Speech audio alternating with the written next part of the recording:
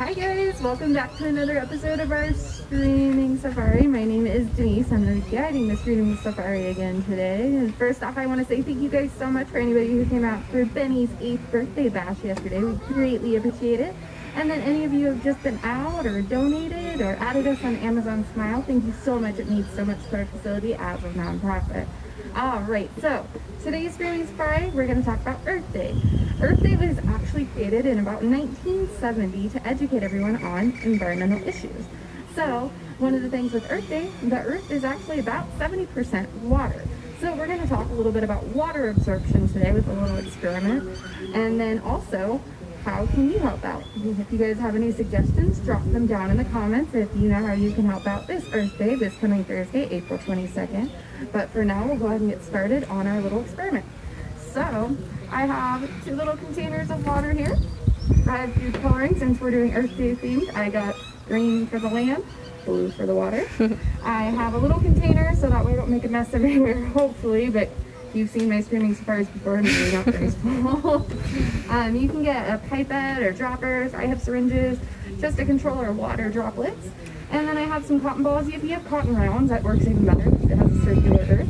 I just kind of pulled my little cotton balls out to kind of make them as circular as I could.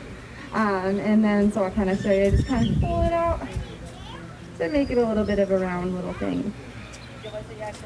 So now we have our little water things. So you can do this a couple different ways. So let's go ahead and color our water.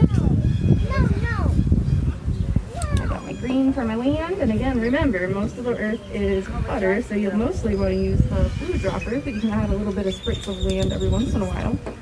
So you could start off with also thinking for our experiment, will the cotton ball hold all the water, or is it just going to spill everywhere? And then at what point will the cotton ball not hold water anymore? So if you want to do counting with this with the kids, that also works too. So you can count how many drops until the water doesn't hold in the cotton ball anymore. So we're going to pull a little bit of green. Right there. And hopefully they don't spill over. It's pretty windy today. Most of the days we do streaming safaris, it likes to be windy. Alright, so now for these cotton balls, do you guys think that everything's going to hold in there? Do you guys think it's going to spill everywhere? It's just a fun experiment for the kids, especially the younger ones who are still just learning how the world works. So you can take it slowly and then try not to squirt it everywhere, and you just want to drop it in. And you can see that the water is absorbing into the little cotton ball.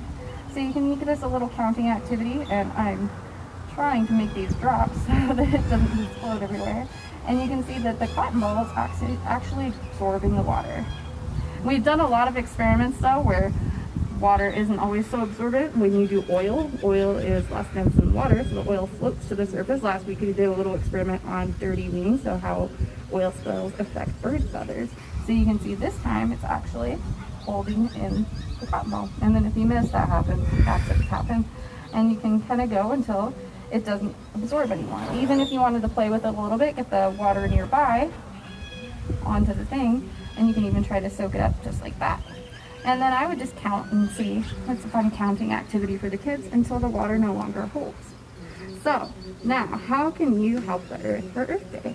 So one of the things you guys can do, even if you live in a desert, you guys can go out and do a trash pickup. I know there's people who do trash pickups in Mount Charleston all the time, even here at the Land Habitat Ranch.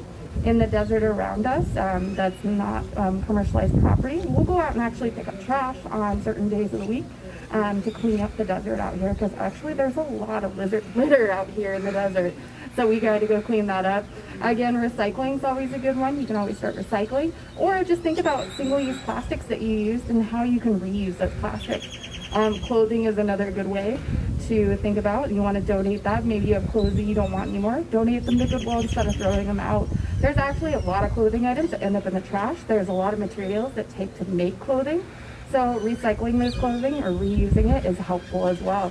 Do you guys have any other comments, or if you want to share your little Earth Day experiment? I could continue going on, but we've got a lot of work here still to do at the ranch today, so I'm going to sign off here. Thank you guys so much for tuning in. Happy Earth Day. Share with us how you helped the Earth for Earth Day this week, and have a very good day. Thank you guys. Bye.